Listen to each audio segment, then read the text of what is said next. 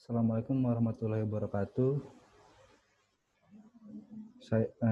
Selamat siang rekan-rekan mahasiswa Magister Kehutanan Unila dan Dr. Gunardi Djoko Winarno. Saya akan mempresentasikan tentang keanekaragaman hayati sebagai tugas mata kuliah Biodiversitas Hutan Tropika.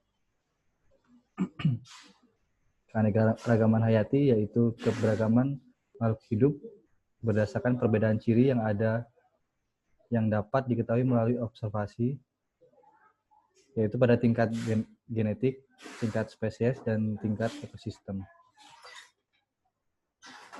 Keanekaragaman tingkat genetik yaitu terjadi karena susunan keanekaragaman gen, lalu memunculkan variasi antar individu dalam spesies dan menyebabkan tidak ada satupun individu yang sama persis. Ini contoh untuk tingkat keanekaragaman genetik pada tumbuhan.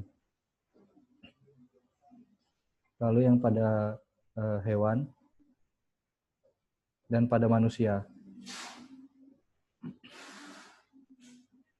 Setiap jenis yang terbentuk pengaruh kandungan genetik dapat dengan habitatnya, yaitu keanekaragaman tingkat spesies, menunjukkan antara adanya jumlah dan variasi jenis organisme.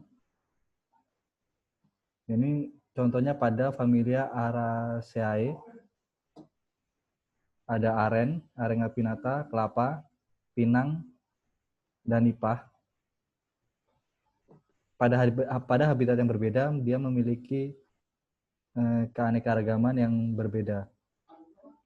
Seperti pada aren di pegunungan, lalu kelapa di pantai, lalu pinang di tempat kering, dan nipah di tempat basah.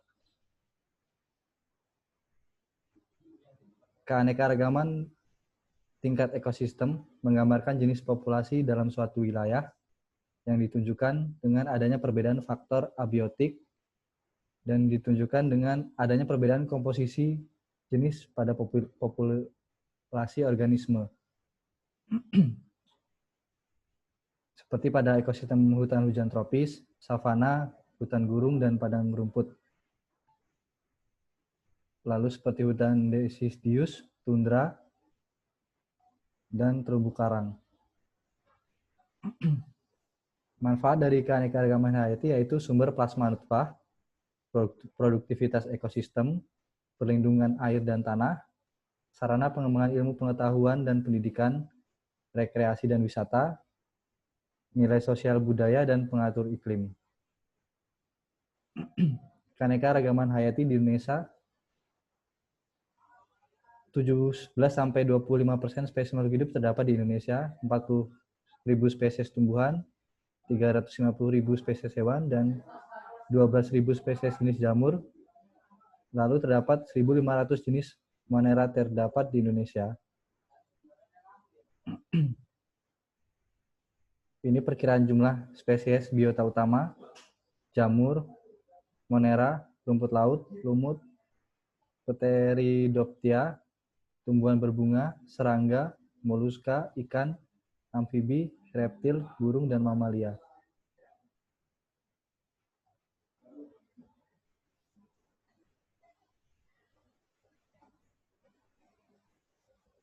Aktivitas manusia yang dapat mempengaruhi keanekaragaman hayati yaitu perusakan habitat, perubahan tipe tumbuhan, penggunaan pestisida dan pencemaran lingkungan, penebangan dan pembukaan hutan, manfaat sumber daya alam hayati yang berlebihan, pertambangan dan perburuan liar.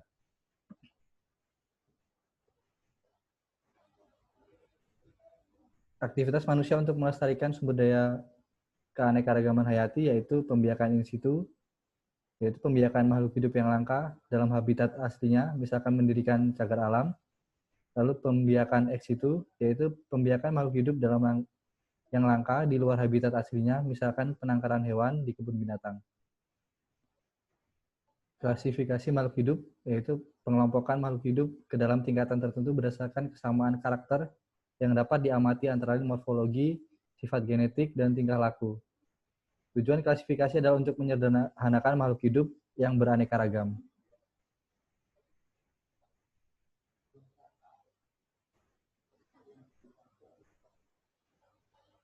Jenis-jenis klasifikasi yaitu ada klasifikasi alamiah, klasifikasi artifisial, klasifikasi konvensional, klasifikasi modern, klasifikasi genetik atau numerikal, dan klasifikasi evolusioner, serta klasifikasi kladistik.